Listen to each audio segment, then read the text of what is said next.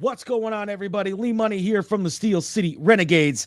And if you need auto parts, there's only one place that I know I go, and that's Detroit Auto Parts. Detroit Auto Parts is the official parts store of Red Line Radio LLC. They have two convenient locations on the east side. You can call 216-531-7373, or on the west side, call 216-398-7373. Mention Redline Radio and receive 10% off your purchase. So don't forget, if you need any parts for your vehicle today, reach out to Detroit Auto Parts, the official home and auto parts store of Redline Radio LLC. What's going on, everybody? Lee Money here, the host of Money's Crazy Mind and Steel City Renegades. And you know, Redline Radio LLC is proud to partner with Growing Wings Adult Services for the creation of our brand new state-of-the-art production studio. Growing Wings Adult Services has been assisting adults with disabilities in the Northeast Ohio area for the past 5 years. For more information on how Lisa and the team at Growing Wings can assist your family, you can contact Lisa at 234-334-7547 today. Again, that's 234-334-7547. What's going on, everybody? It is Tim Buck 2 from Tim Buck Tuesday. And you know, I really hate doing home improvement, but I love the way it looks. So what I do is I call Wiggins Construction and Home Improvement. They fix bathrooms, windows, kitchens, sliding doors, and much more. Give Will a call today at 440-731-7654 and tell him Redline sent you. He'll get your house looking right in no time. Yo, Dave, I really appreciate you letting me do my thing over here at Redline Radio LLC. Tim, ain't no thing but a chicken wing. Hey, well, you know I love them chicken wings. I got a couple buddies that's trying to come on and do a podcast. You got anything for them? Heck yeah, we do. Just have them give me a call. Bet. I'll have them call 440-503-0828. Tim, don't forget to tell them that we're available on all social media platforms. And you can't forget about the Redline Radio LLC app on the Google Play Store. Damn, how'd I forget about that? You was probably thinking about them little people again. Damn, I probably was. That's cool. They just trying to be a part of the winningest radio station in Cleveland. And we got the hardware to prove it. What's going on, everybody? Lee Money here from Money's Crazy Mind. And I don't know about you guys, but I know that sometimes after my trash has been picked up, man, does my garbage can smell like, well, trash. Well, if you have the same problem that I'm having, then you can reach out to Fitz's Trash Bin Cleaning LLC. They offer trash can cleaning and pressure washing. Fitz's Trash Bin Cleaning is locally owned, eco-friendly trash can cleaning service in Northwest Ohio, serving North Ridgeville and the surrounding areas. You can reach Fitz's Trash Bin Cleaning LLC at 440-752-1533 or at their website, ftbcusa.com, or you can email Brandon at brandon@ftbcusa.com, or you can check them out on Facebook, FTBCUSA. And of course, if you mention Redline Radio while you book a service, you receive 10% off the first service. That's an awesome deal. And don't forget to reach out to Fitz's Trash Bin Cleaning Service LLC today.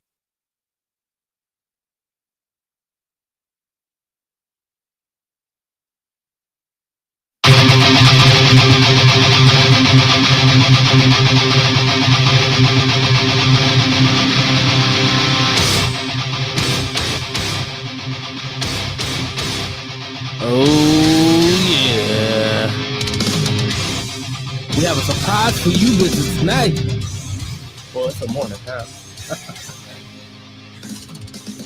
The man, the myth, the legend, the beast within, Jeff James is live.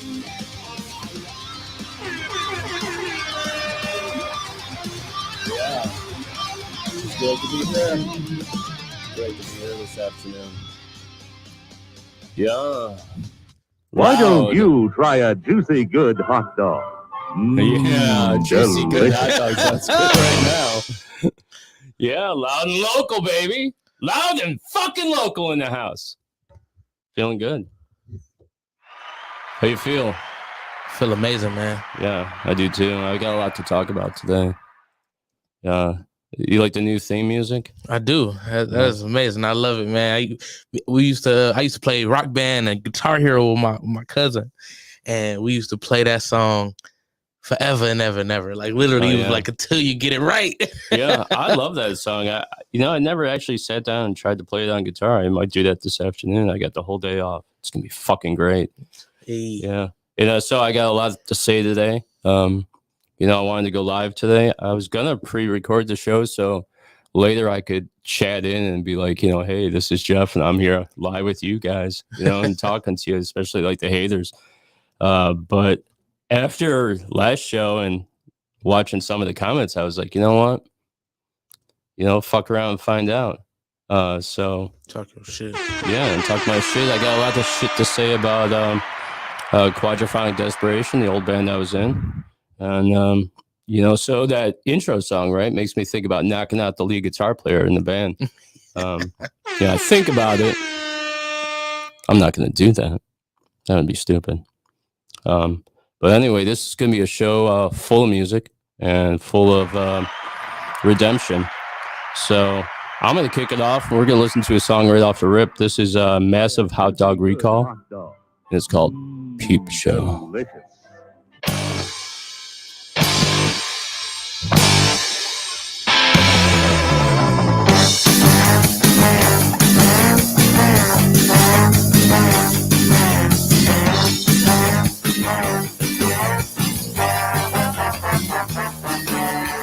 Standing next to you in the vestibule, you dropped your mail, I picked it up for you because you smiled and I'm demented. I consider this relationship cemented. Why complicate things with self-control? I can see you staring right through my peephole. I stand behind you on the elevator. I smell your hair, so I remember later, yeah. I know we never spoken, but because I'm broken, I pretend that you're my lady. Yeah.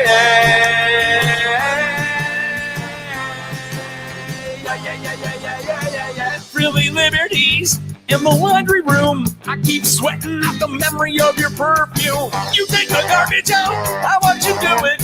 It's so intimate when I'm sifting through it, yeah. I know we never spoken, but because I'm broken, I pretend that you're my lady.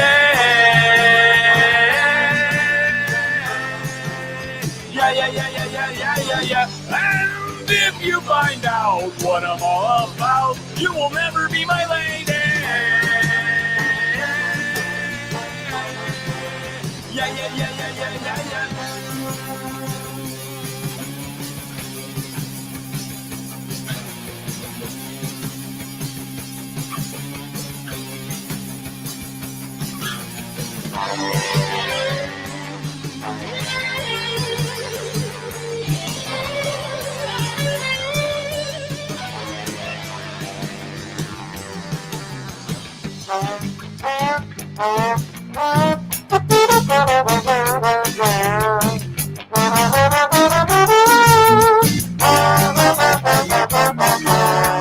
Saw a moving van parked on our sidewalk. I'm panic-stricken, baby. Let's pretend to talk. Why are you doing this? Because I can't commit. You broke up with me and didn't even know it, yeah. I know we never spoken, but because I'm broken, I pretend that you're my lady.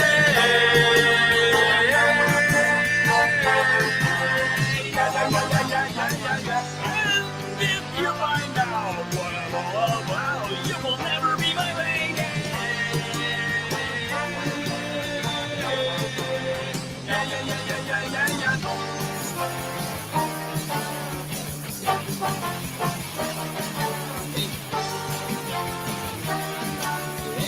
I like this.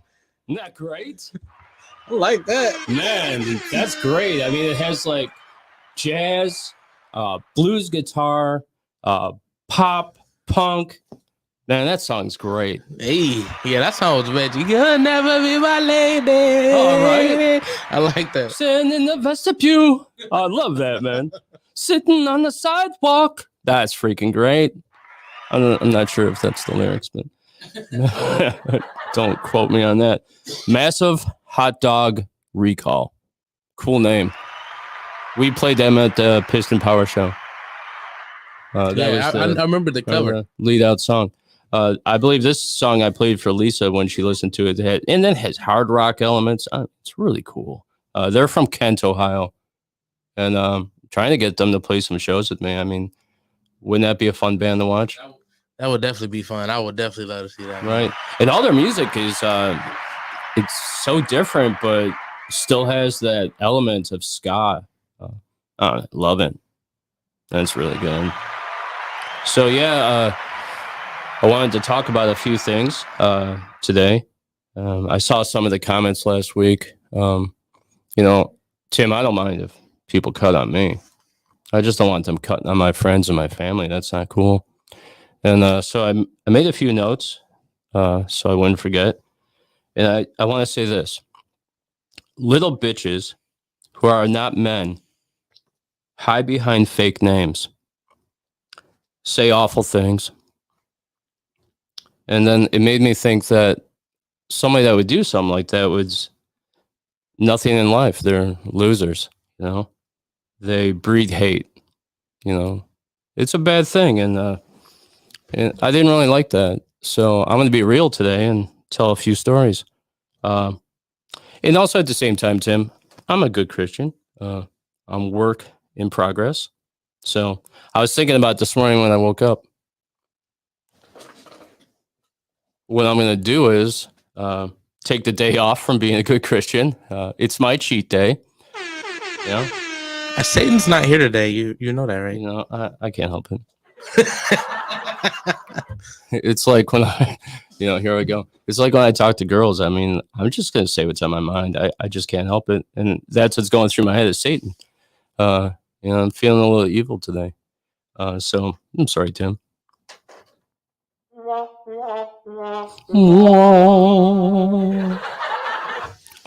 you got to let them know how you feel, bro.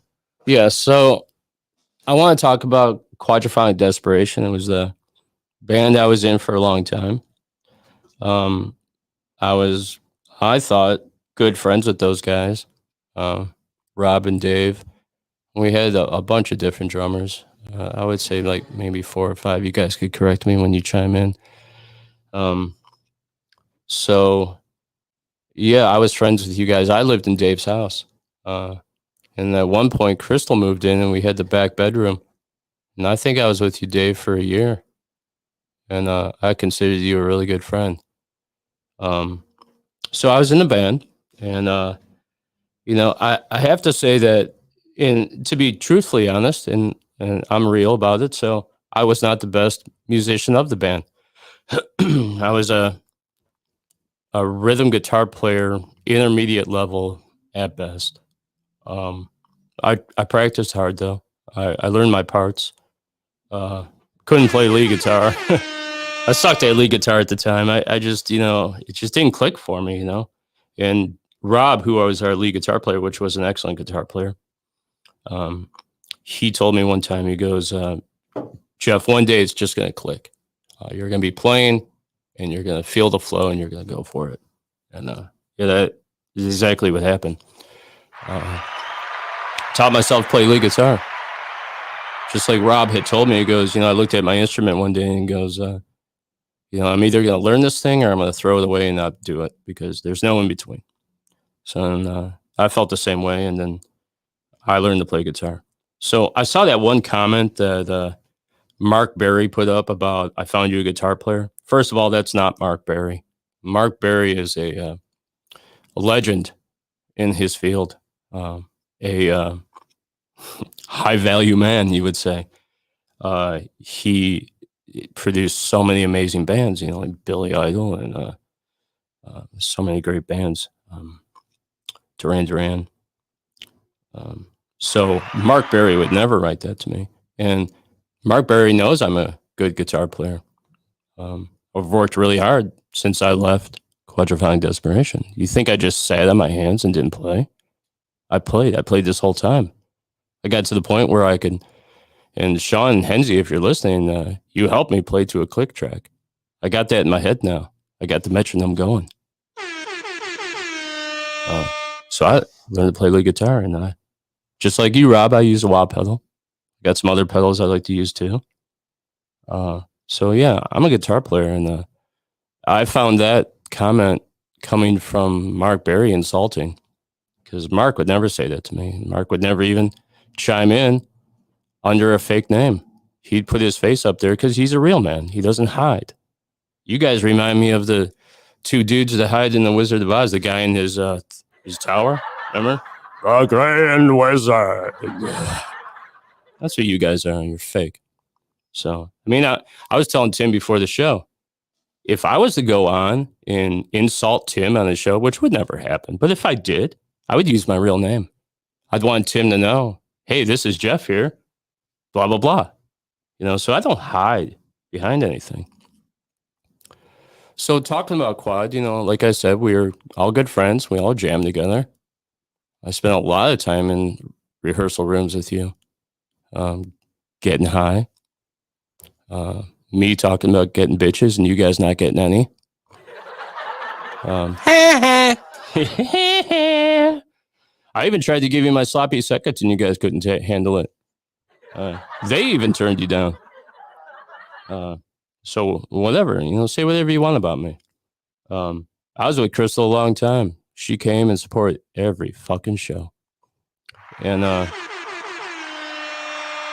when I quit your band and you said those harmful, hateful words to her, and you ripped on her about her weight and the way she looks, that was not cool.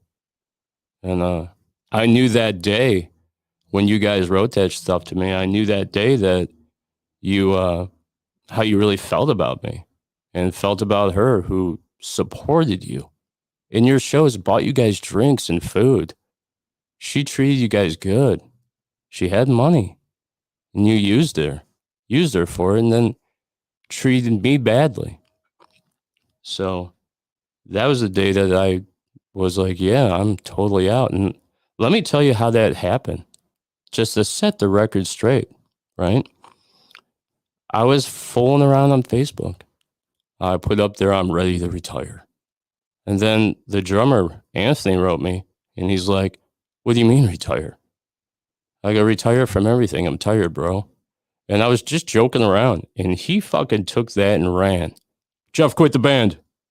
Jeff's out. He's not playing with us anymore. And then I get all these mean texts from Rob and Dave. And you know what? At that point, I wasn't even quitting the band. I'll be honest, I thought about it probably a dozen times when we played together.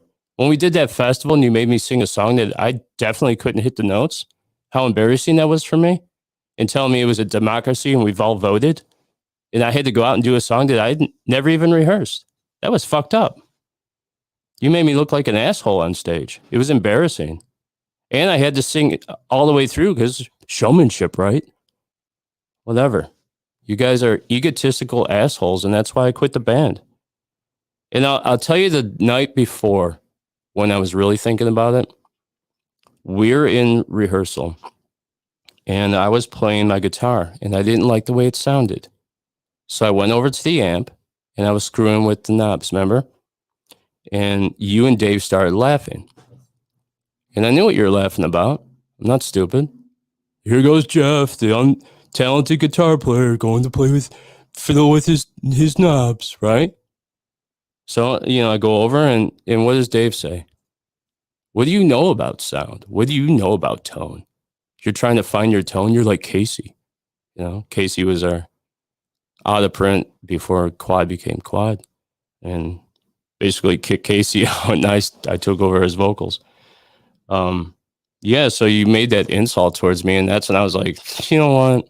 Fuck you guys. I'm done with your stupid asses. So, you know, I know, and I'm not stupid. I know that it's you guys that are chiming in and saying all those hateful things, and that's fine, you know. So Dave and Rob, this show is dedicated to you guys. You know, I know that I was a good impact to the band because after you guys went on without me, using my songs, and songs that I had written, and then you guys decided to rewrite them, with your female singer. You guys failed, right? You failed. And now you're just coming back at me because you're bitter and hateful and you want to hurt me. Well, you haven't hurt me. If anything, I'm going to start speaking my truth and I'm going to start playing the songs that I wrote in quad. You have no control over my 25% share, which I never saw. You know? Rob, you decided to pay Mark Berry, I don't know, was it $10,000, $12,000 that you borrowed from Daddy to come to Cleveland and record the album? Yeah, it was a great idea, but we could have used that money in so many different ways. Mark, you know, no offense. It was expensive.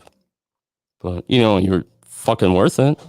You're an incredible producer. You made an amazing album, which I'm going to play a track today. Matter of fact, I'm going to take like a 5-minute break and we're going to play, the next song is going to be Quadraphonic Desperation. It's Bring It Back Home. And yeah, Bring It Back Home by Quadraphonic Desperation. Yeah, I'm going to play it. And I might even leave my mic live so I can sing along. I wrote the song, I wrote the lyrics, and I wrote a lot of those guitar parts. This is Bring It Back Home, Quadraphonic Desperation, my old band.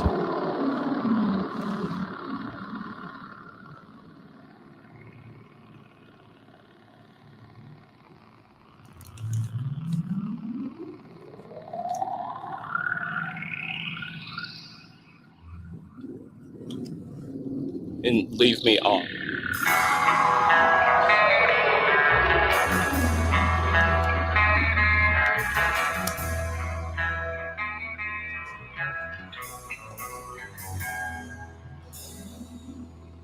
You like this? I like how it's done.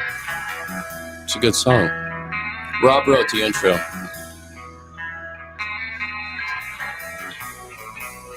I demanded with the special effects in the beginning. You can see the street lights, sun is shining, windows down, bring it back home. There's a sickness rising, we have a moment disguising, the days are dying, bring it back home. There's no time like now. There's no words to stall. It's your life. It is your life, man. You gotta live it. You gotta speak your truth. There's no time like now. There's no words to stall. It's your life. Stand tall. Yeah.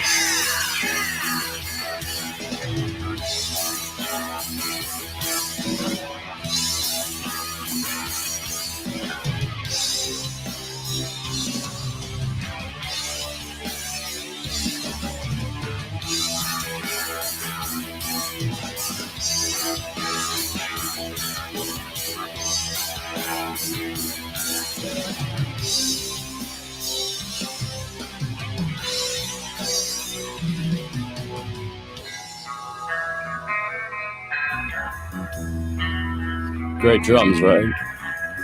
I like everything. Dave was good on bass. Not denying any of those things. Aliens will be coming. This race is winding down. Time is dying.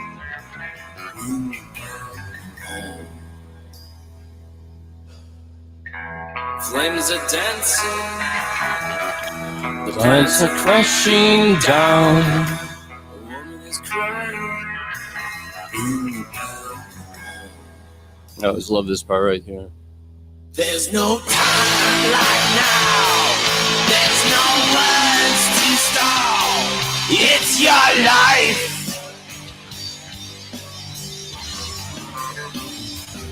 There's no time like now. There's no words to stall. It's your life. Stand tall. Yeah.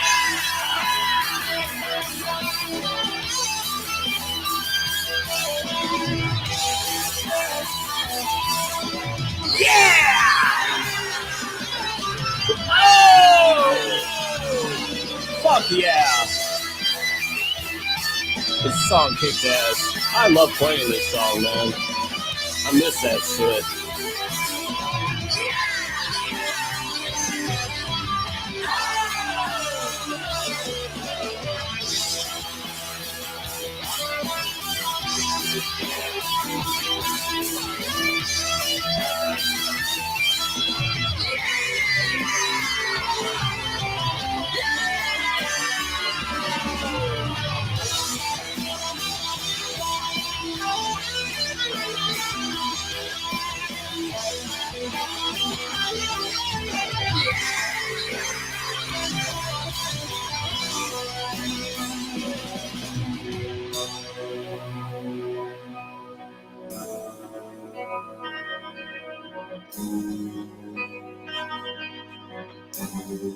I love the way the song ends. I love this. It reminds me of the Beatles. I always thought that when I listened to it. The guys in the band wrote the ending. Rob wrote it, and then Dave played along with the drums. And I just let my guitar bleed out at the end. That was amazing, dude. Thanks, man. That was a great song. I got to write the chorus to it. You know, the part where it's like stand tall. That was me on guitar. In the studio, though, Rob played everything. I only contributed maybe one part. Move the ashtray up. Yeah. My bad. No, you're good. Yeah. Well, at least we weren't, you couldn't see me. So Right. Could have been. It's an instant. Yeah, that's the incentive there. So yeah, that was Quadraphonic Desperation. That was my band. That was produced by Mark Berry. He came all the way from Toronto and stayed in Cleveland for a week. We recorded it at I think it was called Greek Village Studios, I think in North Royalton. It was like a warehouse. It was cool. Yeah, so I had fun recording that album. I'm not going to deny that either. I'm not going to deny that Rob and Dave were better musicians than me at the time. And I'm okay with that. I'm totally fine with that. Rob, you've only heard me play very little. Probably stuff I've released on the radio. I'm sure you listen. I know you do because I know your guitar teacher and guitar advisor, Tom, is a friend of mine on Reverb Nation. I don't know if we're friends. He probably just listens. Oh, that felt really good. Bless you. Bless me. So, yeah, Quadraphonic Desperation. I quit your band, and you're bitter and hateful. So, and I just want to say one more time, men who hide behind fake names are not real men. They're boys, pretending to be men. You guys are in your 40s. Don't you think it's time to grow up, man? I grew up. I had no choice but to grow up. I had something happen to me that forced me to grow up. And never look back. Also, I do want to give a shout out to someone that is also hateful. Rachel, you chime in all the time on Redline when I do shows. And I'm going to say this to you, and this is not a very nice thing to say. And I'm not being a good Christian today, so fuck it. Narcissistic, psychopath. You deserve nothing in life. You deserve your shit life. You deserve not to have any money and not to have any future. You push good men away. And I loved you. I really did. And that trip in Vegas was, and I'll say this too, best time I ever had in my life. I was with somebody that I was in love with, and at the time you still had a boyfriend who stayed at home with your kids. Yeah, so I just want you to know that I know that you chime in. And you can continue to do so as much as you want. I'm saying anybody that wants to chime in right now, I don't see any messages. I find that pretty funny today. Normally you guys chime in every time. So that was my band Quad. Did you like it? I did. I really like the way it, like you said, I like the way it ended. Like how it just takes a whole like slow down paces, like It was perfect. It's kind of like I always think about Quad's songs. You know, we have a whole album, and every show I play from now on, I plan on playing the track. There's a lot of that stuff I wrote. A lot of stuff that's super personal songs that I can't even play at home anymore, or even listen to. Like My Heart Beats, I wrote that for Crystal. I can't even listen to it. You know, a lot of times I thought when I first started my show that we could go back and make up and be friends again. I thought of you guys as my best friends, you know? Makes me tear up a little bit sitting here thinking about it. I thought we could do a reunion show. I thought that'd be really cool. You know, I do show promotions. You know, I own my own company, Black Rose Media Group, and we're doing concerts. You know, not big concerts, you know, middle of the road. We're going to pack the place, and, you know, we're going to have a good time. And my entourage is going to be there, Tim, Lisa, Lee, Dave, Mark Berkner, anybody that wants to go, and you're more than welcome to come. You know, you never know in life. It's very open-ended. You know, there's not a lot of rules to life. And you never know. Maybe we can make up. You know, I wouldn't mind that. I liked hanging out with you guys. But I'm not against a reunion show. I'll do it. Difference is this time I'm a much better guitar player. And, you know, Rob, maybe I could show you a few things. You know, you have a pretty big ego. And, you know, I'll say again, the reason I left the band was because, you know, we put that album out. It was really good, and we started playing some really big shows. And we even talked about touring China. I remember Mark was going to get us on that festival. I remember us sitting around talking like, okay, these are the things we can't say on stage. We can't swear. They find that against the law in their country, and they'll lock us up in prison. And they don't fucking play around. Look what North Korea did to that dude, you know, for stealing the poster. And by the way, I have a friend that's in Korea right now. Kevin, be careful. I know you're by the DMZ. So I just want to give you a shout out. But, yeah, I mean, whatever, man. It is what it is. How things happen in life. And, you know, Tim, you know, your show's all about life.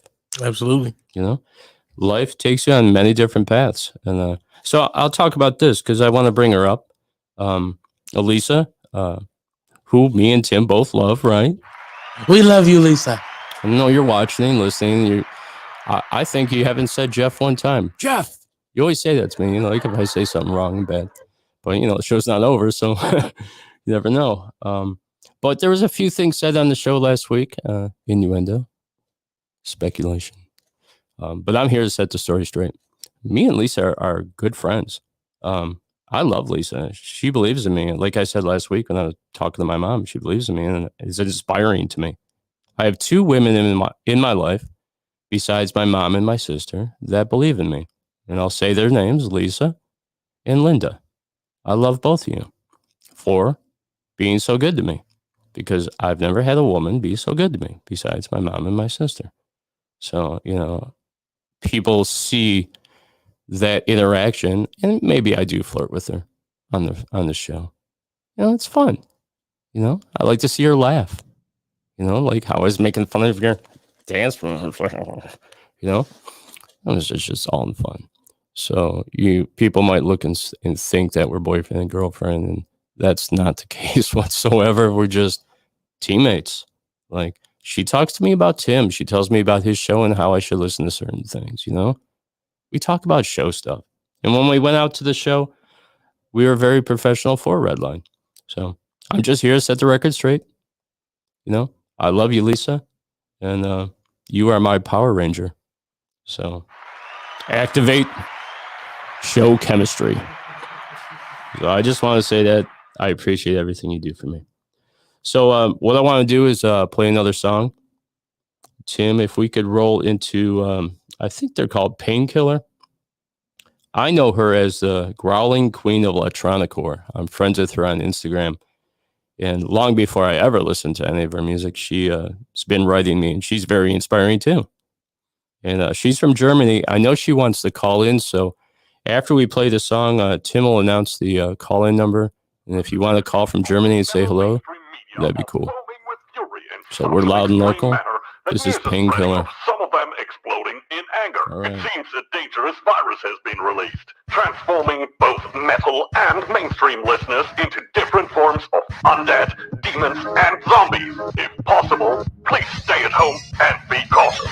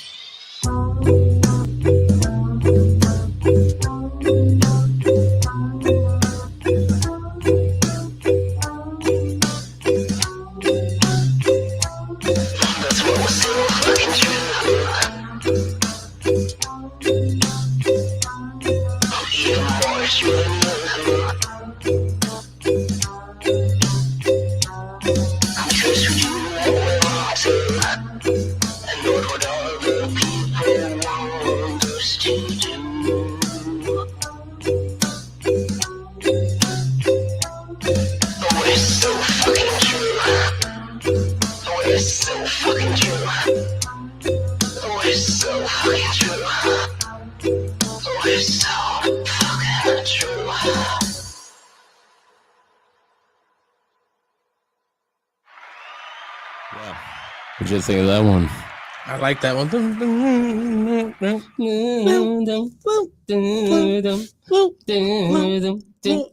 that was fire. That was cool. Yeah, that was cool, right? That was fire. I like that. That middle section where it's that dubstep sound, Yeah. that's cool. And then the crazy heavy vocals. Yeah, I watched some of the music videos, and in Germany they have a total different type of censorship going on. But I saw some of the music videos she had, and there's some topless stuff going on, and she's got nice breasts. Hey. I'm just gonna say it.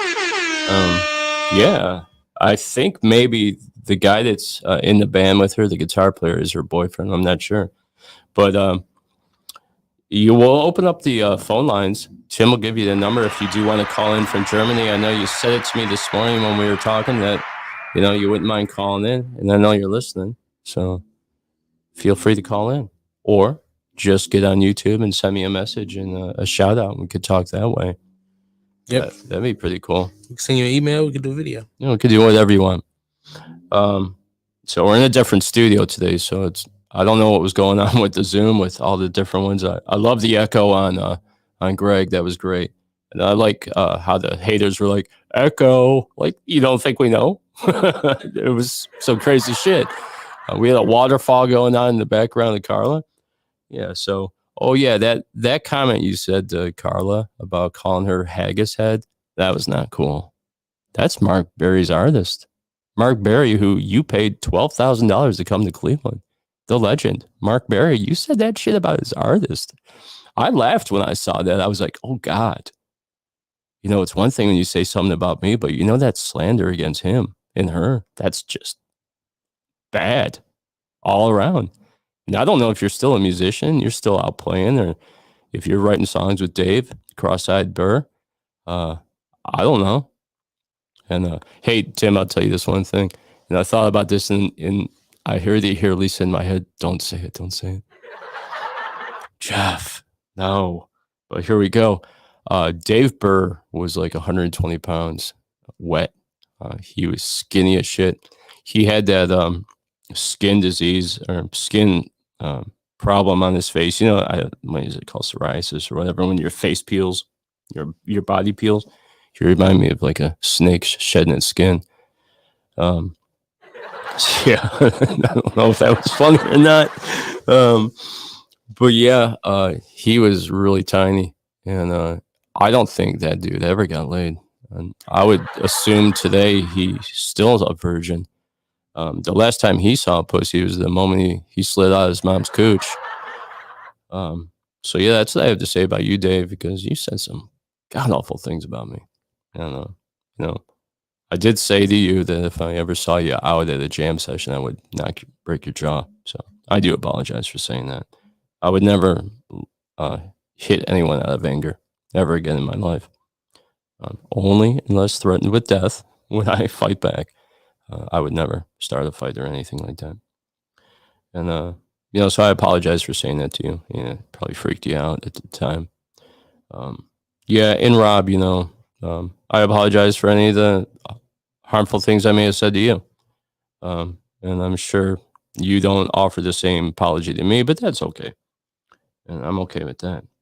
So, Tim, what I want to do is I want to break away from talking shit about Quad, and because I don't want you to, you know, rule my whole life here. So I have some stuff I want to talk about the news. And we used to call this thing called Breaking Spine News. And I did a lot of research this week. And I also hear Lisa in my head, don't talk about the Rock Hall. And that's exactly what I'm going to do. Rock Hall of Fame, or I like to call it the Rock and Roll Hall of Shame. Yeah, I have a lot of stuff I want to say about them. But first of all, have you guys seen the stories about Mick Mars and Motley Crue? Have you heard any of that? I haven't. So Mick Mars left the band. He left the band because he has a spinal disorder where he just can't play live anymore. And I guess in the contract for Motley Crue, it said that if you don't play live, then you're no longer part of this member of this band, because part of being a member of this band is touring. Josephine Schultz. What's that? Josephine Schultz. Yeah, that might be her. What'd she say? Hey, Jeff. Thanks for having me on tonight. I am here. I just can't get a phone connection. It's okay. Leave me a few messages. We'll talk back and forth this way. I like that idea. I'm going to read some news and, you know, chime in if you like. So Mick Mars, you know, left the band, and then Motley Crue's agency said this, and then what happened was the agency said, we'll give Mick Mars 5% royalties, and Mick Mars is like, you know, dude, I've been with the band 41 years. I wrote most of these songs. I want a bigger cut. And then Nikki Sixx came out, the bass player from Motley Crue, and said, we've been supporting Mick Mars for years. We've wanted to kick him out, but we stayed with him because he was a member of the band.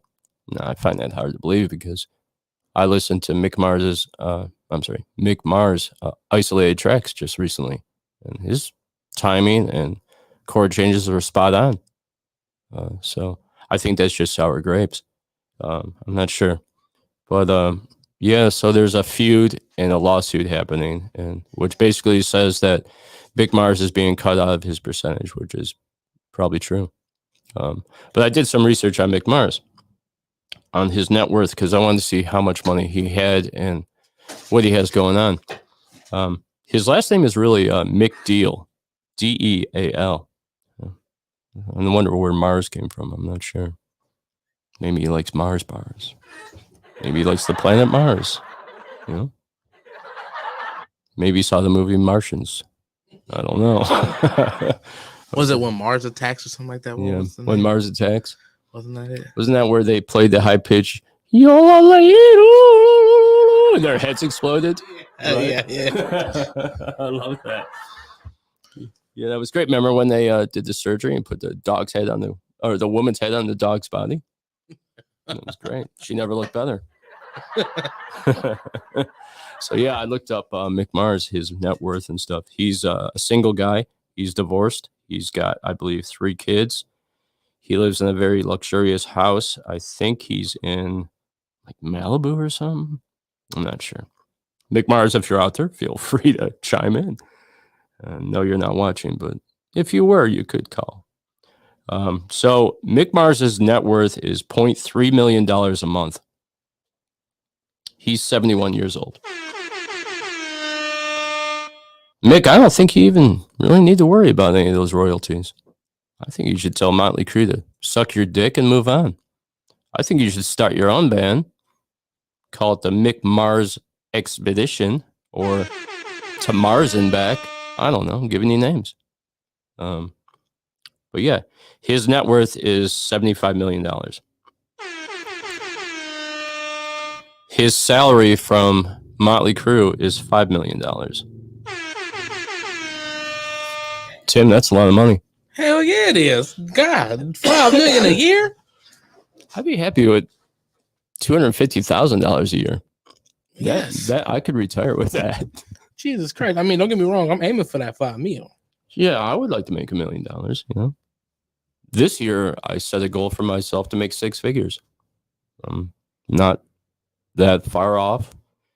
I think I could make up the 40,000 in show promotions once I really get rolling. I just haven't really started yet. I'm trying to build up for the big show on June 17th at the Foundry. Here's a plug for you. Yeah, so Mick Mars makes a lot of cash. Mick Mars is a lucky man. Mick Mars is retired. He could retire and never pick up a guitar again. You know he will. You know he's going to record an album. He'll probably get that Carmine Appice, who he's buddies with, to play drums. Yeah, so also, you know, about Motley Crue. Do you know that Motley Crue has never been nominated for the Rock Hall of Fame? Ever? Not even mentioned. Motley Crue said that they believe that the Rock and Roll Hall of Fame has banned them from nominations for whatever reason that is. Motley Crue is the top hair metal band. I mean, if you were like Metallica, Motley Crue, Def Leppard, Led Zeppelin, those are marquee bands that made it big, man. Real big. They made a movie about fucking Motley Crue, The Dirt. Machine Gun Kelly played a part in it. What was he, Tommy Lee? God, I hate that guy. Who, Tommy Lee or No, Machine Gun Kelly, he's just he annoys me. He's such a whiny little bitch. I don't know. Whatever. But yeah, Mick Mars, dude's making money. Even if he just did nothing all day long, he's still making 5% of all that money. What's 5% of like millions and millions, dude? He's raking in money and just sitting on his couch. Dude, move on. Fuck Motley Crue. I know you just want to stick it to him. Like I wanted to stick it to Quad, you know? I never saw any of my 25%. I put money into the band. Remember when I gave you my whole income tax check to record? Then had to lie to Crystal about it and say I didn't get one. Yeah. I wonder if she ever thought that. Can't believe I pulled that one off. Yeah, that. Well, we know she knows now. Yeah, I think she knew as soon as she crossed. She's like, that motherfucker. Motherfucker. That's why she didn't cross right away and she was haunting me. You know? I never thought of you as haunting me. I loved it. Waiting for every little crazy moment that would happen after that. So, yeah, getting back to the news. So the Rock Hall, I did some investigation on them. So I'm going to drop another bomb.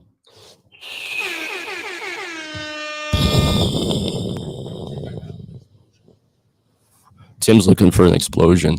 I'm looking. There's a good one. That was a missile.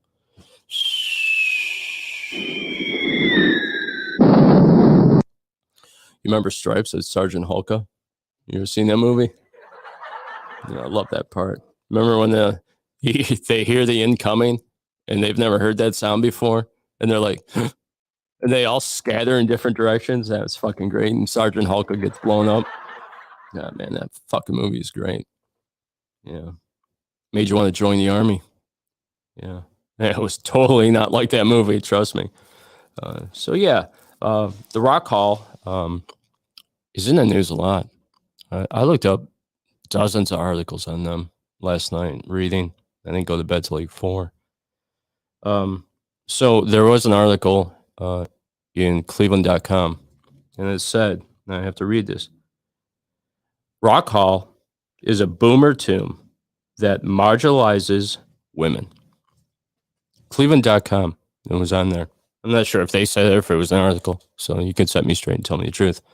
You know, Matt, if you're out there, you know, you seem to be our resident guy that knows everything, so chime in if you like and tell me. So, yeah. And I was right last week when I read about, you know, Courtney Love, what she said about women in the Rock Hall. And then, you know, there was a comment that said, who cares about what happened 40 years ago? Well, I do. I know a lot of people do. Let's talk about gay rights. I'm sure those guys care about what happened 40 years ago. I'm sure Rosa Parks and what happened all those years ago about sitting on the back of the bus and all that other bullshit. I bet they care about that shit, right? Don't you think, Tim? They definitely care. Yeah. So that's history. You can't erase history. As much as the liberal agenda wants to erase history, we're not going to do that. I mean, I agree with some of those statues being torn down, especially, you know, if they promoted slavery, and that's god awful. You know, that we did that in the United States. That's just, it boggles the mind. I mean, when you think about it in today's day and age, that just, how could that ever be? You know, one thing, Tim, I always say is black athletes are far more superior than white athletes. And it's a proven fact in the NBA, right? Pretty much. I'm not wrong about that. I always wondered why in slavery, why they just didn't run away, because they're so much faster. You know, how the fuck could you catch them? And they're stronger. They beat the shit out of you. You only get one shot in that gun. You miss and you're in trouble, right? For the most part. Yeah, for the most part. And they could gang up on you. Yeah, it'd be an ass whooping. Little white man with his whip. You only get one crack. And then you're going to get fucking mauled. Yeah, I always laughed about that to myself, wondering why, you know, they didn't gang up on him. But I guess it was, you know, they were put down so much and beaten that, you know, I guess it's hard to rise up. So, you know, in life, sometimes you just have to rise up. And there always is an uprising, you know. Eventually, you know, people will take back the government. I'm not promoting Illuminati or anything like that. And let me give you the signal, Illuminati, you're out there. I love how you guys write me all the time on Instagram asking me if I want to join the Illuminati. I don't even know what the Illuminati is, and I don't have the time to research that bullshit. So going back to the Rock Hall, yeah, so they called them a boomer tomb, which we both kind of knew because I read about last week how 31 of the panelists are all older men. So yeah. And then I looked into how they nominate people, right? So a nomination form is sent to 500 historians, right? Music industry reps, your A&R people, and your producers, blah, blah, blah. Okay. And then members of the media. And then it got me thinking. Media. Members of the media. You can't even trust the media. Media is a fucking joke. You know, you talk about Republicans watching, what is that, Fox News? They fucking lie too. They're all lying. What's really going on in the world? What's going on in France and their uprising? You don't see that in the news. You see little bits and pieces. Watch it on YouTube. See the real shit. See how police and firemen are joining the rioters, putting down their guns and joining. You don't see that on the news. So I'm looking at the thing and it's like, media. I just laughed to myself. Now I already know the Rock Hall is a bunch of bullshit. I mean, it's great for some of the stuff they got in there, yeah. But come on, man. Seriously. It's fucking ridiculous. So anyway, and then it's voted on, and you'll love this one, Tim. And it said this exactly. For the most deserving bands, singers, and influential people of induction. Most deserving. What's that mean? Oh, you deserve it.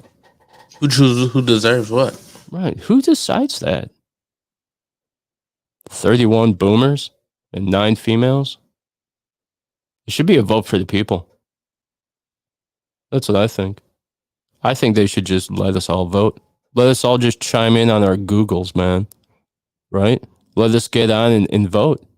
Fuck the Rock Hall. Fuck their decisions. They're just dumb, man. I just don't get it. How do they even put that together? The media. You really trust the media? How many people out there? Show of hands. Who trusts the fucking media? I mean, not a lot of people. You know, maybe your older generation that you could sheep into it. But yeah, that's fucking crazy. And like how I said, Motley Crue, you read about it, look it up yourself. You know, fact check it. See if I'm right. You know? Motley Crue said they think they're banned.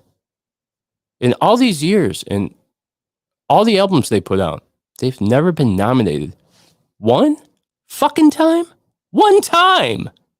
One motherfucking time? They're an amazing band. I may not follow all the music. I listened to it growing up. Girls, Girls, Girls. That album was huge. Kickstart My Heart. Huge. Yeah, but we got it, you know, Cyndi Lauper going in there. Cyndi Lauper. Compared to Motley Crue. How can you even... I mean, I know she's a female and maybe you're pushing the females, but think about all the other great females. Cyndi Lauper. Girls just wanna have fun. Oh, girls! That was great. Tim's hitting the high notes. Fucking A, he's been practicing. So, yeah, I'm going to continue on the Rock Hall here because it pissed me off.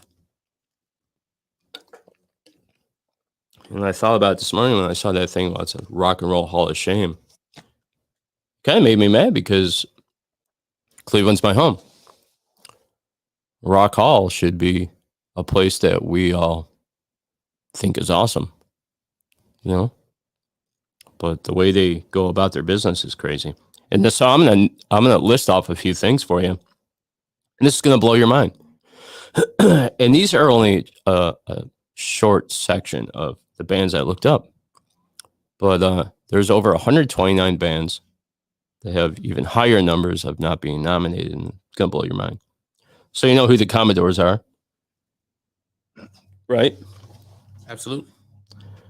So they have been passed up on nomination.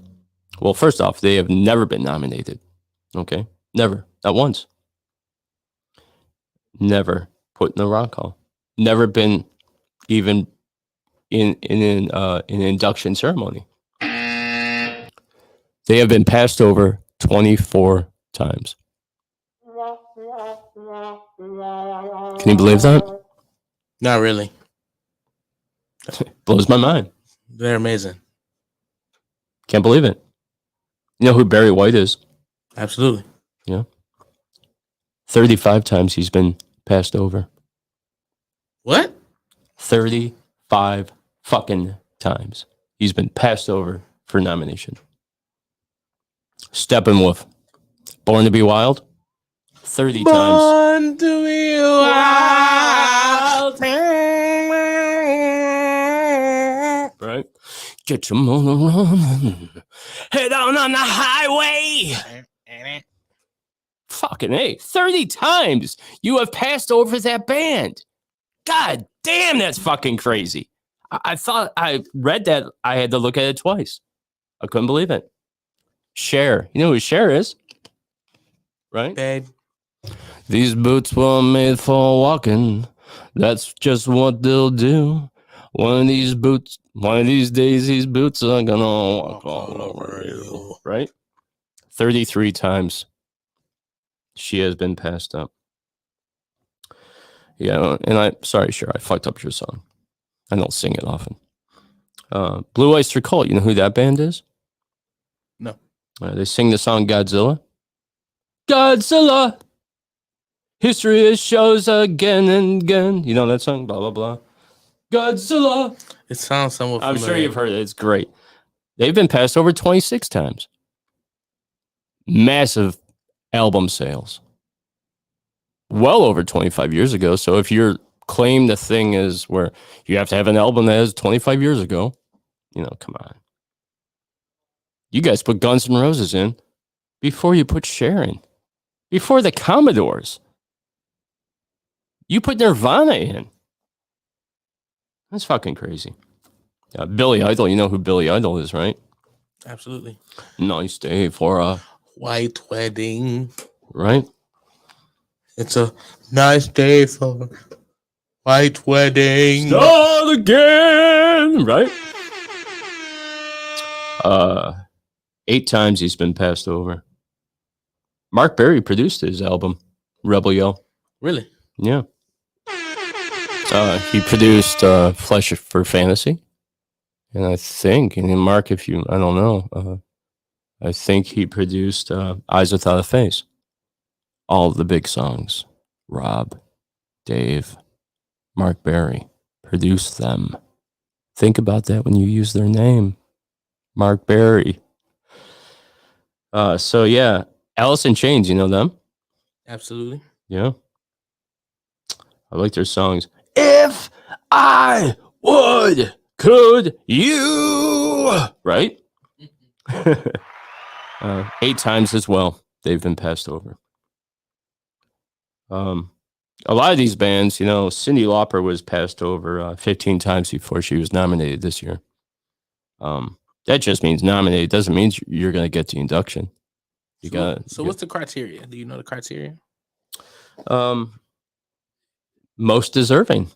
That's it. That's Like, it. Literally, that's it. Yeah. So they send out a form to 500 historians who go over, I guess, bands that are on the list. I don't know who even makes this list. I mean, there's millions of bands out there. So what do?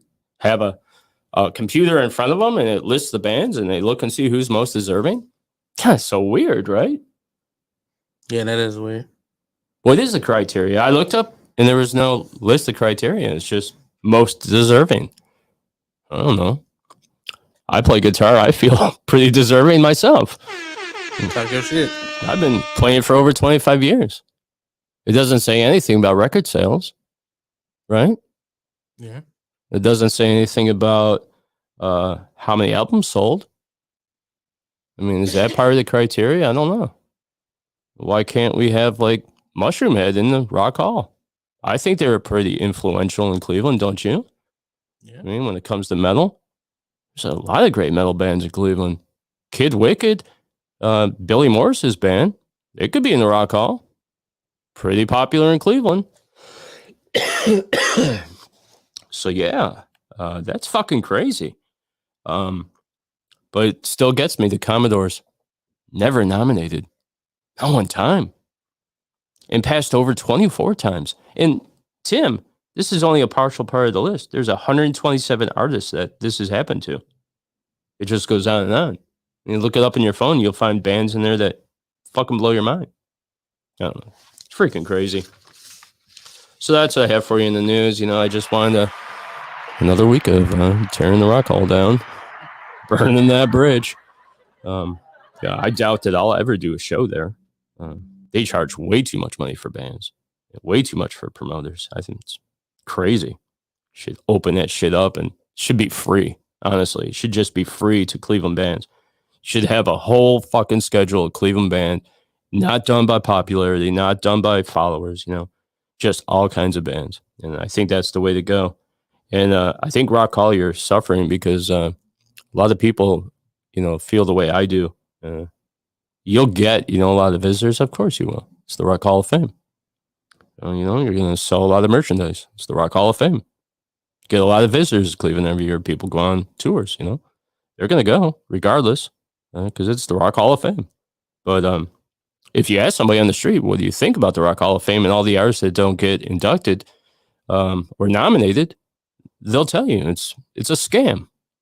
So it's pretty bad, So we're going to continue on playing music. I'm going to take just a quick break, and we're going to go out of order here, Tim. I want to put on, normally we lead out my show with my song, but I want Tim to listen to it because I think he'll like it a little bit. This song is called Bleed Me, right? It's Jeff James and the Black Roses. It's the clip I sent you that's not a YouTube clip. I have to send my stuff wave to Tim or MP3 because for some reason I can't fucking get it to send through the email. So he always has to play it different than we play the other songs. So this song I wrote about this chick named Jenny that I was kind of fooling around with towards the end of our relationship, how it made me feel. And the song's called Bleed Me. Kevin Bogdanowicz is lead vocals. Nico, backing vocals and some lead stuff. And I played all the guitar parts, backing vocals, and lead guitar. And Quadraphonic Desperation, this is what it sounds like when you go in your own way, when you practice your art, right? This is what happens. This is my music, so suck it.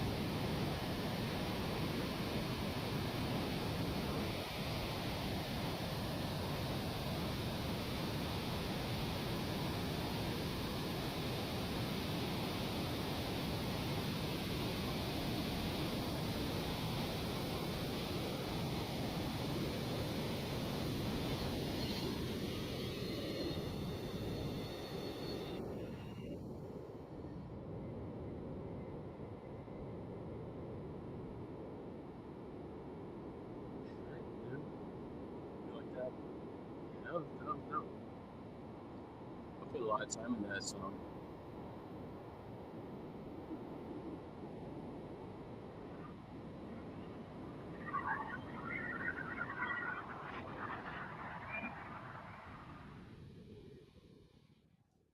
Yeah. I put a lot of time and effort in that song. The song took me 3 or 4 months to do. I took a whole year on that album. And I will say this, I have to tell this quad story. Rob, you're not the only one out there that can play lead guitar. There's a lot of guitar players. There's a lot better guitar players than you. A lot better guitar players than me. There's some phenomenal young talent that blows away. But Rob, if you're listening, we sound alike, don't we? I learned from you. I watched you play. You know, you taught me a lot. Yeah, so can you imagine if we played together now, what it would sound like? What a more mature Quadraphonic Desperation would sound like?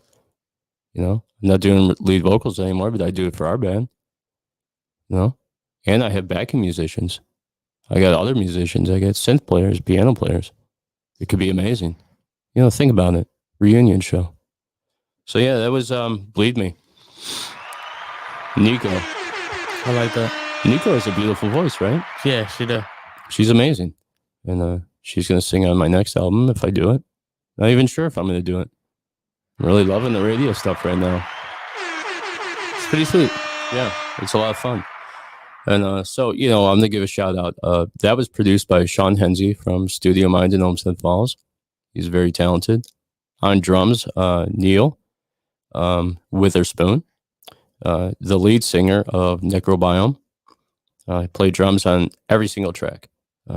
I had the opportunity where I could bring in different drummers, but I thought about, I really like the way he plays. And he does this cool disco beat. You can't really hear it. I mean, if you really listen to it, it's kind of like a disco beat on a lot of those songs. So yeah, that, oh yeah, that was me.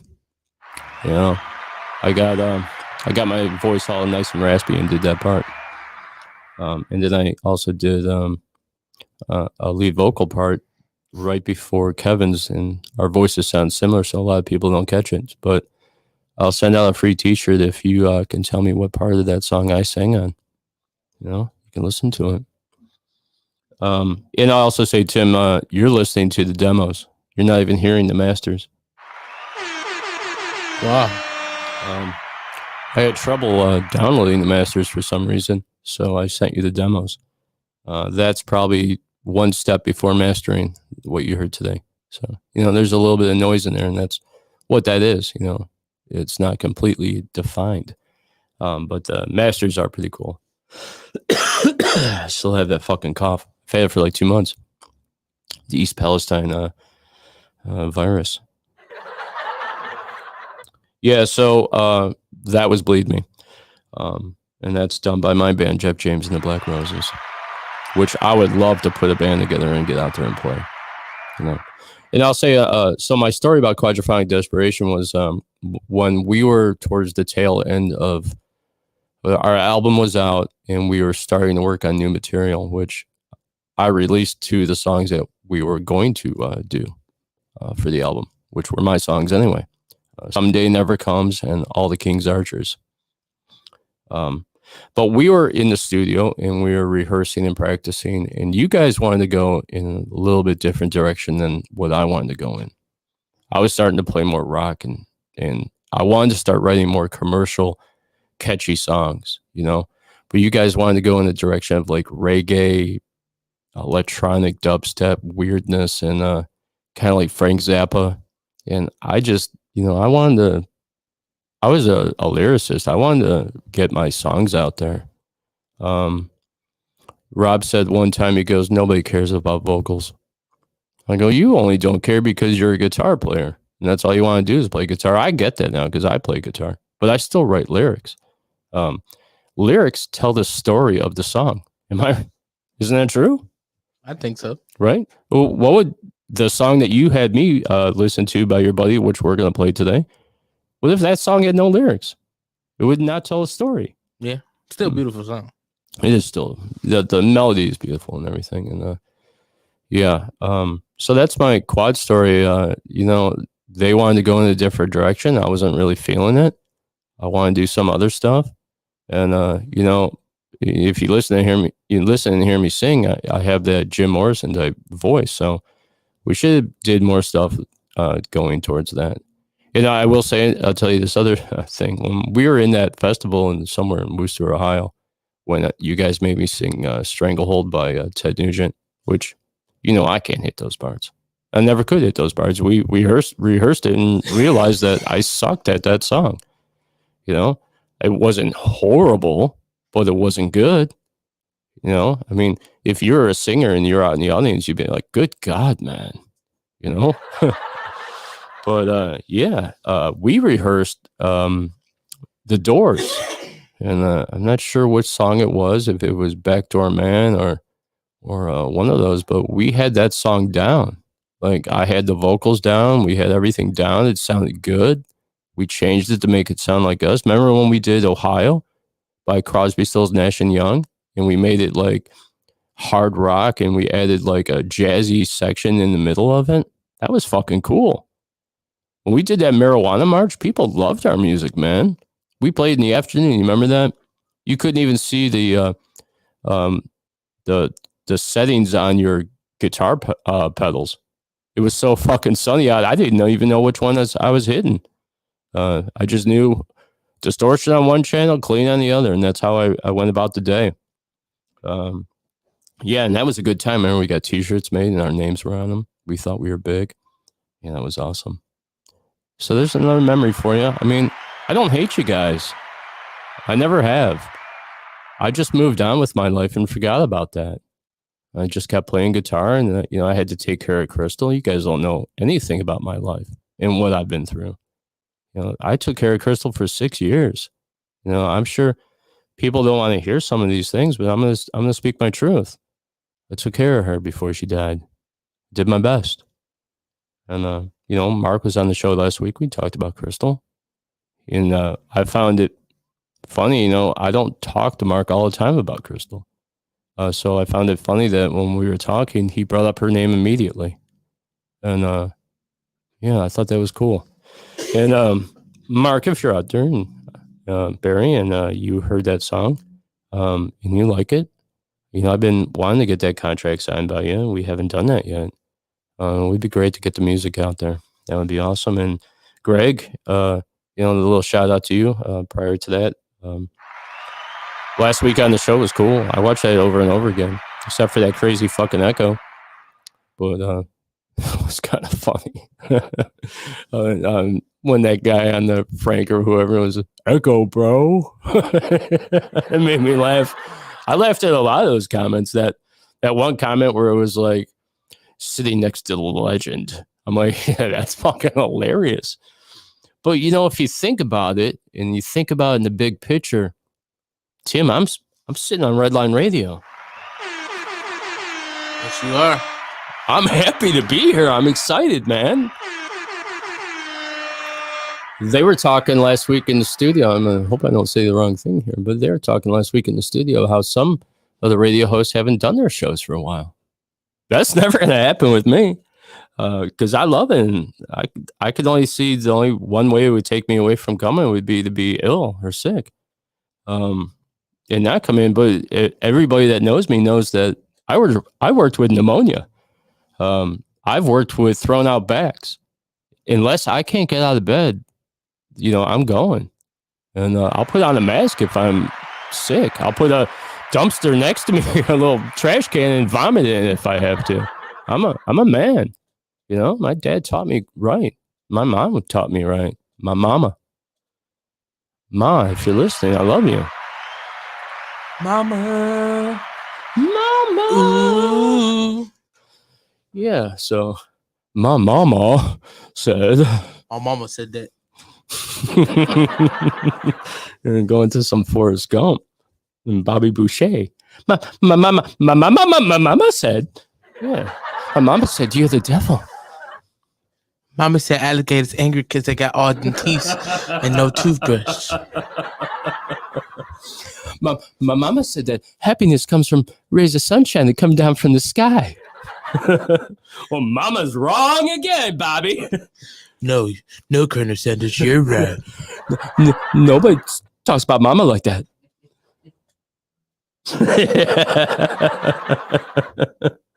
Oh man, The Waterboy. I love that movie. Oh man, Forrest Gump. What a great movie. I don't care what they say about Tom Hanks. I hear all this crazy shit about weird stuff I'm not even going to bring up on the radio because I don't want to get restricted. But yeah, I hear crazy things about him. But that movie's fucking great. And he was also great in that other war movie. If you could tell me, Matt, the name of it, it escapes me right now. The D-Day movie where they came up on the beach. That's fucking great too. I was thinking Saving Private Ryan, but I'm not sure. Yeah, you're right. Saving Private Ryan. Yeah, it's Saving Private Ryan. That's a freaking great movie. Little tidbit about that movie. Do you know that veterans said that that was the most realistic beach landing they had ever seen? That's what it looked like and felt like for them. That's crazy.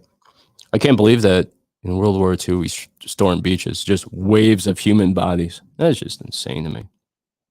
Yeah, so a lot of things that we discussed today on the show. It's pretty crazy. Yeah, so I mean, like, I just want to say one more thing about Quad before I talk about the next song and what we're gonna play. I just want to say again, men who hide behind fake names are not real men, you know? And it's awful, the things you say, because, it does hurt my feelings that you feel that way about me. But I get it. Totally get it. I left you guys at the peak of our career. We were starting to take off and doing big shows. Like I talked about before, Mark Berry wanted to do a thing for us going to China. That's huge. China, man. China. I'll work a trade deal with China. I always thought he was saying vagina every time he said it. Now I wonder how he says vagina. Probably says China. Vagina. Vagina. Melania, give me a vagina. She was hot, right? So speaking about hot chicks, I want to give a shout out to somebody that I've been talking to lately.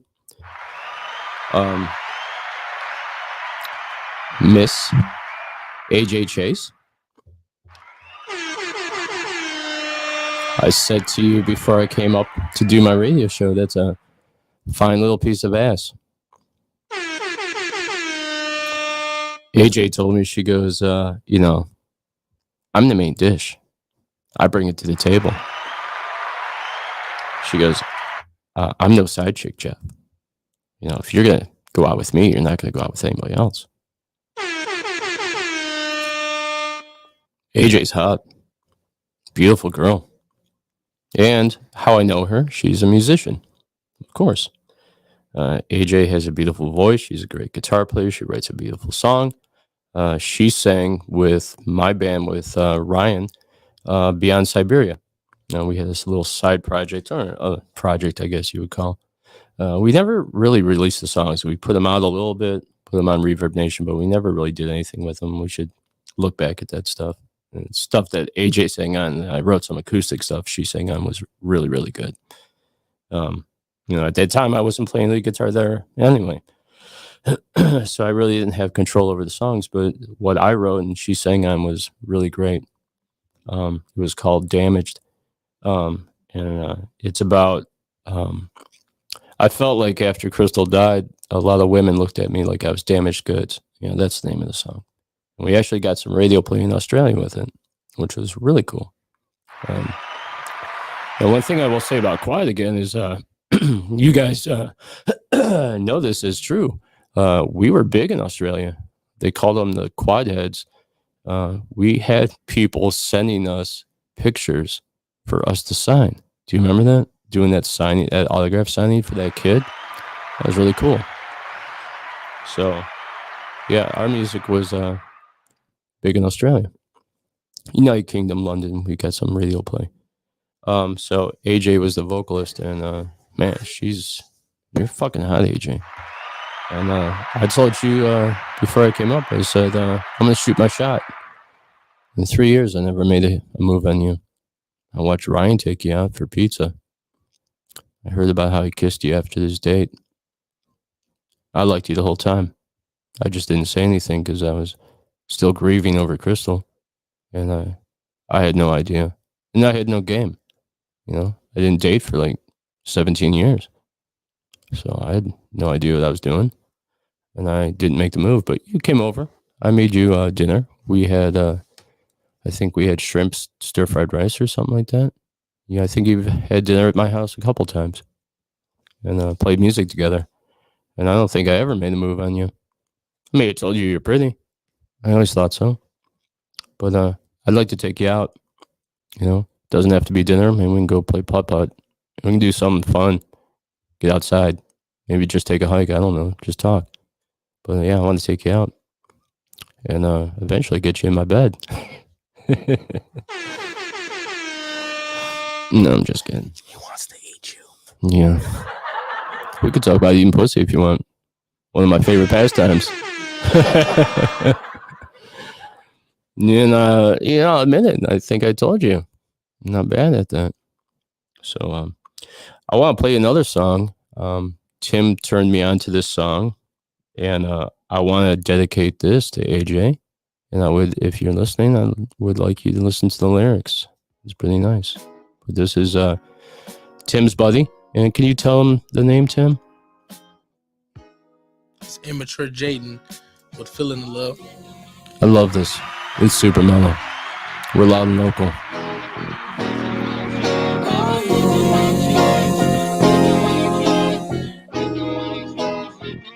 Like, baby, can you feel the rhythm in my body, baby? Like you got my heart beating extra crazy, baby.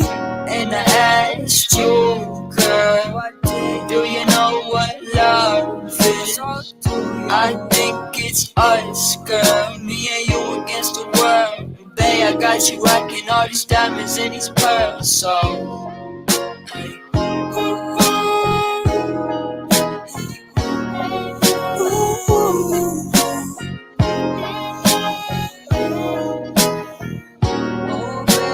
baby, can we move to the rhythm of love? Like, come on, girl, let's have some fun.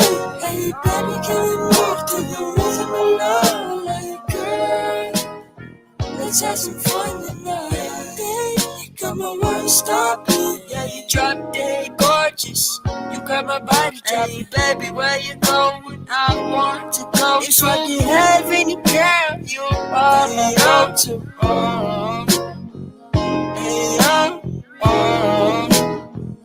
Yeah, you make me feel things I never felt before. But this love is real, and you told me to go, but I'm knocking at your door still. You told me to go, but I'm knocking at your door still.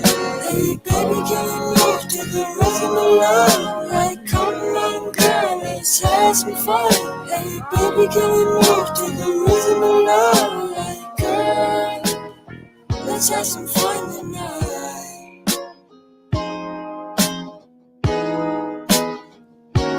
AJ, you listening? Let's have some fun tonight, girl. What do you think? Go out with me? Let me take you out. Let me show you what I'm like. You sent me that message that said, oh, all the guys say that. Yeah, I'm not all the guys. I'm different. And I know you're going to say, well, they all say that. But I am. I'm a good Christian. I put God first in my life. Had to. My life was a downhill spiral, man. I was not in a good place after I lost the love of my life. So, yeah. I've moved on. I'm doing way better. Just like Lisa said on the show last week when I was talking about, like depression and shit like that. She goes, you're doing way better than when I first met you. I'm like, yeah. I have you in my life. I got Red Line Radio. I got a platform to speak my mind. And finally, I get to say the things that are going on in my mind on the show. And so, I do want to say this, and Quad, if you're listening, I'm not the best person. I made a lot of mistakes. I probably shouldn't have quit the band the way I did. It was shitty. At the same time, you guys were shitty to me. But in retrospect, I'm not the best guy. Made a lot of mistakes. Used drugs. Didn't do the right thing. But I grew up. And I'm proud of where I am. I'm proud of the things I've accomplished. God damn, I put a whole album out. I spent my money. I spent like $5,000 on that album. I made music videos. I met cool ass musicians. I mean, really good musicians. I hired studio musicians to play on my album. I want you to know I played all the guitars, lead, rhythm. I did backing vocals, and I did all the keyboard work, except for 1 or 2 songs that I had Megan Denman come in, who's a classic trained pianist, who used my Roland synth that I have and made it sound way better than I ever could. But yeah, I took lessons from her. That's another thing you guys don't know.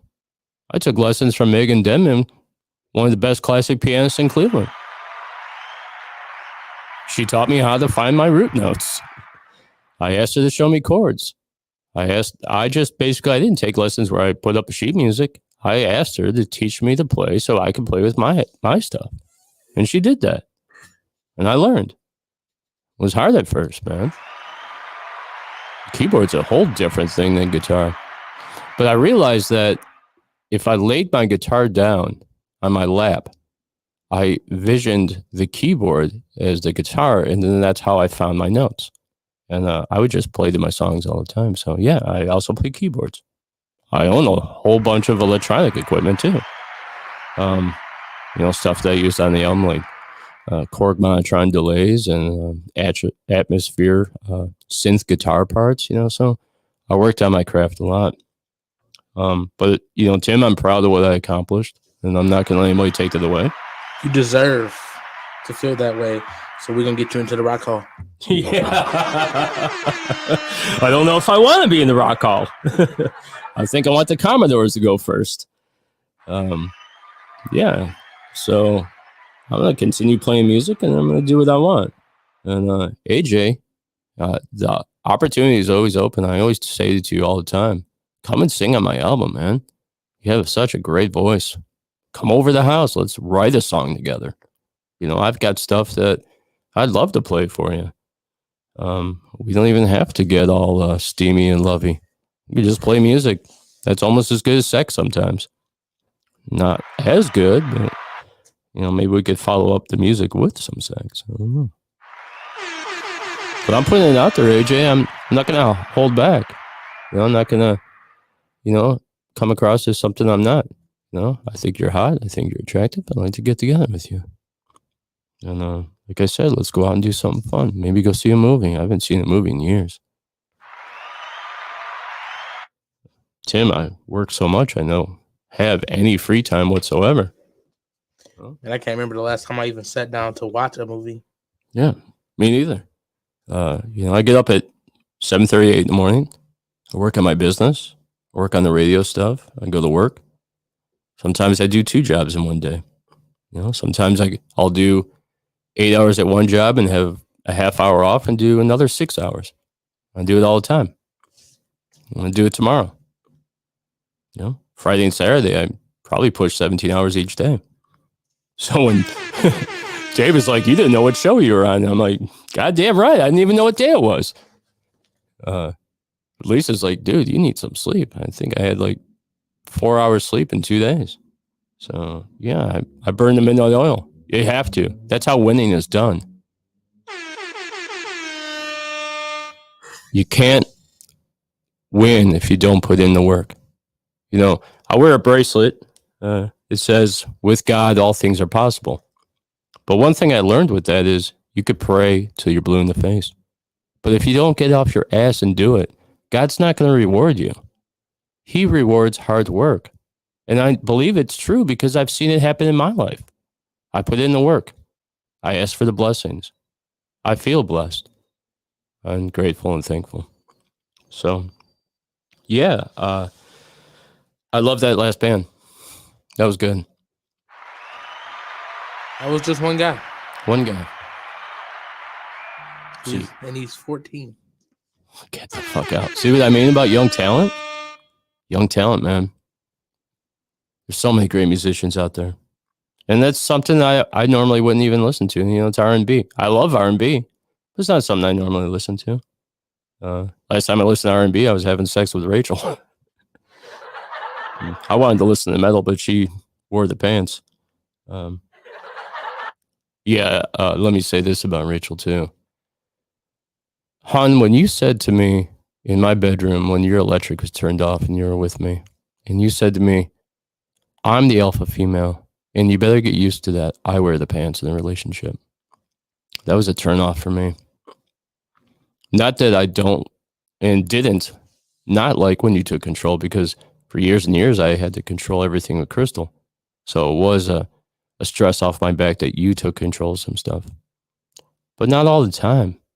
You can't make your man feel not like a man. And that's how you made me feel. Like I wasn't contributing. The only thing I was contributing to you was money and getting very little in return. And so when you said that to me in the bedroom, and that was right before the breakup, it hurt my feelings, man. I thought I meant more to you than that. But, and that's why I said what I said about having a shit life. You had a good man. You had a man that wanted to be a dad. Your kids called me dad. How do you think that made me feel when we broke up? No longer do I have your kids calling me dad. That hurt. It hurt a lot. And then when you broke up with me at the house the way you did, that devastated me. And unfortunately, you know, you learn from your lessons. And fortunately, you learn from your lessons. And I believe that the reason why I've met so many wonderful women in my life since you is because because God has rewarded me. I feel like I broke that cycle, Tim. I feel like I broke that cycle of dating bad, toxic women. And it's made me a better man for it. And the only people I meet now, and I'll be honest when I say this, and it's crazy, but I only meet like-minded people. People that are spiritual, people that believe in love, real love. I'm going to say it on the air now, and I believe this to be true. The only reason that we're on earth is to spread love, to unconditionally love. Like a pet unconditionally loves you. You could smack the shit out of that dog and it's still going to come over and lay on your lap. Isn't that crazy? How animals have unconditional love. I think about that all the time. It is wild. Like you literally can abuse it and it's still going to come to you. Yeah. Looking for food. And probably give you love if you want it, you know, because they're so forgiving. It's like a child, you know? So, yeah, I believe that the only reason we are here is to spread love. And it's tough in a world like this because everybody hates on you and everybody says mean, awful things, Quad. Pretends to be other people. Men who hide behind fake names are not real men. And life is tough enough without all the hatred. We need to start being a little bit nicer to each other. You know? So, I've been watching a lot of the shows. Grape's show last week made me think about a lot of things. I watched Tim's show. And, you know, I probably get a lot of these times wrong. I'm kind of looking at the schedule now. You know, Tuesdays from 6 to 8 is Timbuktu's show. Of course, you can see Loud and Local, 7:30 and 9:30 on Sundays, which will be off this Sunday. I'm taking the weekend off. I have some plans. 4th and 15. Unscripted, which I was on that show. I'm sure a lot of people don't know that. I did send it out to some friends so they could see it. And talking about balls. I love that name, Balls. Talking about balls with High Dick. Yeah, so I like that show. Those guys are super professional. I mentioned it a few times. I like when they talk about sports. It's pretty funny. One thing that you guys did say on the show that I just want to mention to you, you said that Pittsburgh will be a contender once they get a quarterback. Well, we have a quarterback, motherfucker. His name is Kenny Pickett. He's going to blow away Deshaun Watson. Wait, you're still a fan? Oh, yeah. Wow. We're everywhere. Just when I thought I knew someone. Yeah. I like the dark side, man. There's a part of me that still likes that dark side. So interesting story. I'll tell you how I became a Steeler fan. I believe I was punished and sent to the bedroom, and not my bedroom because I wasn't allowed to play with my toys. I had to be in mom's bedroom. We had an old TV and it had like 3, 5, and 8. That's the only channels it had. You know, rabbit ears, the whole bit. The big box TV. So I was sitting on the floor and there was nothing to play with, so I put the TV on and I watched the Super Bowl with Pittsburgh and the LA Rams. And I'll also tell you a little tidbit story about before that. My mom forced me and my brother to take dancing lessons. So we had to take ballet. We had to do modern dance. You had on a tutu? I did not wear a tutu. I wore sweatpants. But yeah, me and my brother wore ballet shoes. Funny story about that is my mom wanted us to be well-rounded. She took us out to dinner. She did all kinds of stuff with us so that we would be, you know, appreciative of arts and things like that. Music lessons, the whole bit. Played sports, all of it. That was a big part of growing up. We had a pretty much normal childhood, you know, as it could be, as any normal childhood could be. So me and my brother took dance lessons. I remember it vividly because my brother was older than me, 7 years older, and I think I was like 7, maybe, and he was 14. So being the only 2 straight dudes in ballet, surrounded by gay dudes and girls that, you know, looked pretty good. I was 7, so I didn't really notice those things. My brother was 14, and he did. And I remember one day he came to me and said, "Don't you ruin this for me, Jeff. Do not quit. Because if you quit, mom's not taking me anymore." And I was like, okay, I'll do it. Because I didn't want to do it, as I thought it was stupid. But he's like, "Don't you ruin this." So yeah, it was funny. And I get it now, Greg. My brother's name is Greg. 7 years older than me, still living in Cleveland. Yeah, so we took ballet. So the interesting thing is, so I was watching the Super Bowl, right, with the Steelers and the LA Rams. And Lynn Swann caught this incredible pass down the sideline, like jumped and leaped into the air. It was phenomenal. And they announced on TV, they go, Lynn Swann, you know, he took ballet so he could learn to leap and catch like that. That's why he looks so artistic jumping into the air. And I laughed to myself and thought, I took ballet too. You know, finally, a NFL player who's tough as shit just caught a pass and they're talking about ballet. I'm like, I fucking love this team. You know, so that's how I became a Steeler fan. It validated taking ballet.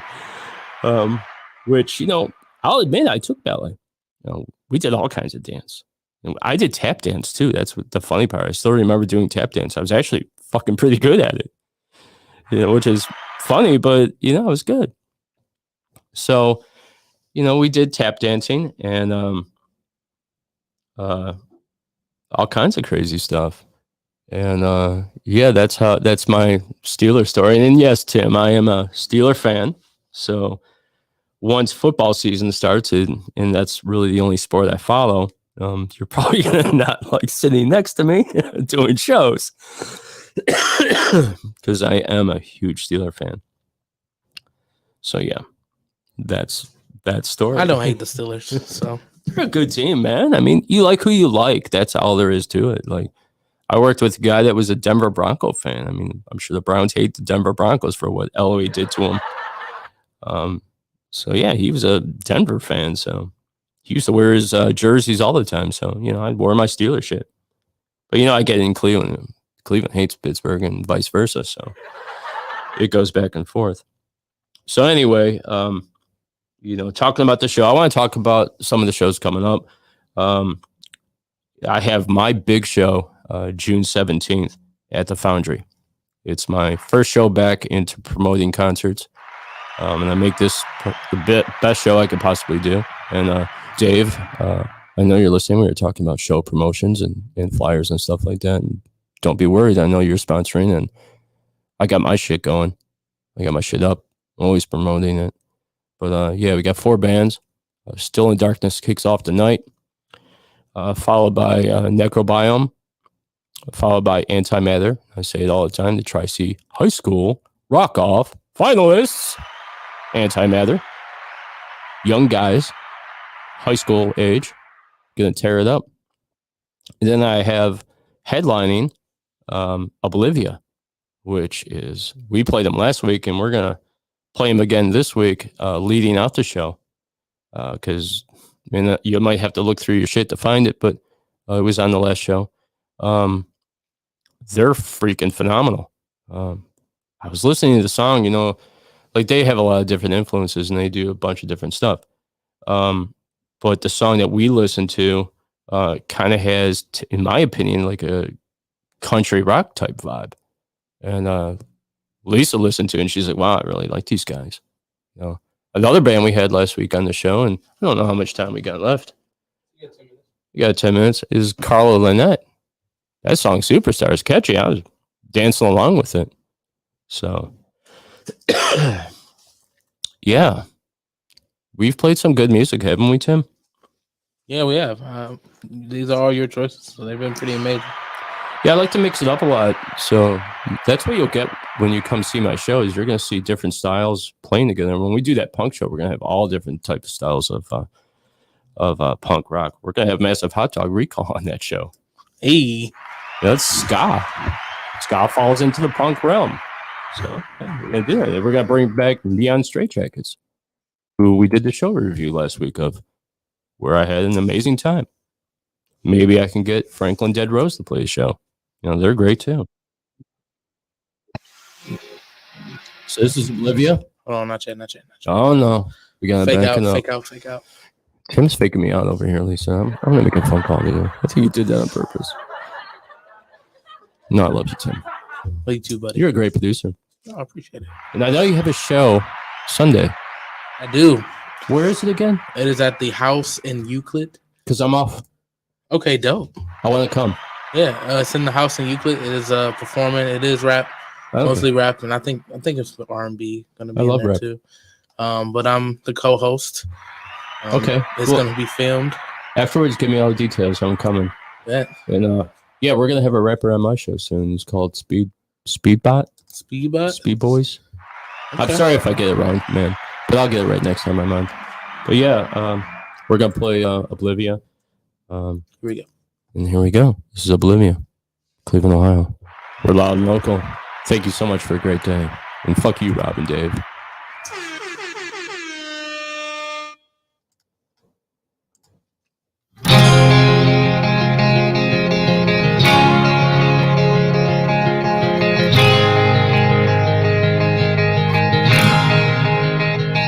When you're held by elements combined, your nucleus attracts my operatic touch. Together we can feel whatever we want. Streamline, fly with me sometime.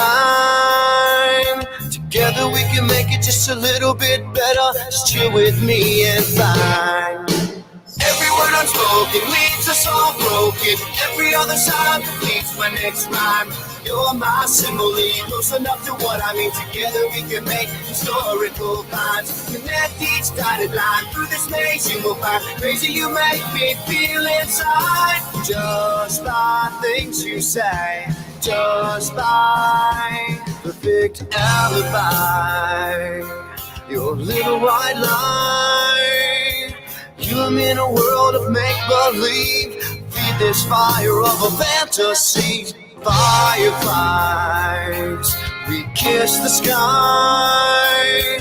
You can be my light, show me the way, and I can be your night of chivalry. Every word unspoken leaves us all broken. Every other side completes my next rhyme. You're my simile, close enough to what I mean. Together we can make historical lines. Connect each dotted line through this maze you will find. Crazy you make me feel inside. Just by things you say. Just by things you say.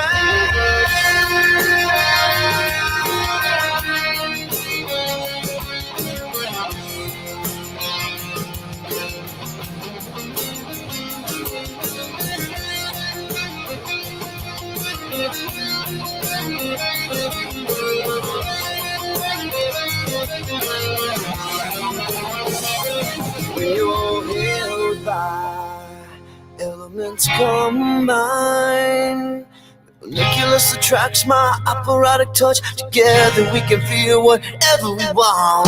Every word unspoken leaves us all broken. Every other side completes my next rhyme. You're my simile, close enough to what I mean. Together we can make historical lines. Connect each dotted line through this maze you will find. Crazy you make me feel inside. Just by things you say. Just by the things you say.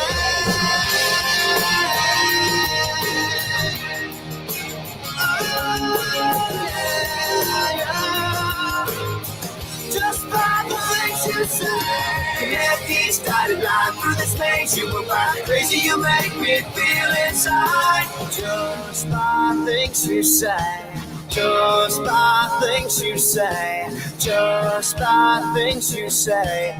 Just by